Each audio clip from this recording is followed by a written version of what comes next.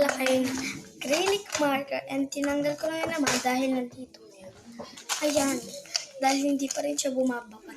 Try natin. Kulay natin ay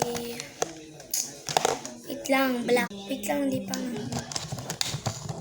Itong ganito.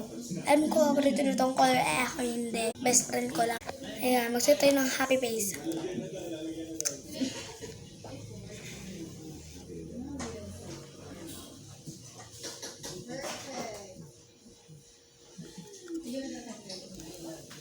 Ayan guys, so ganyan lang yung gawa ko kasi nakaganon habang susulat ko.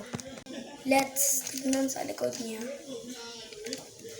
Hindi nga siya nabakat.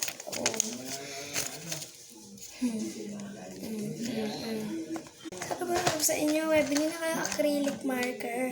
Pwede natin sa sapatos, bato, and kahit anong gusto mo, shell.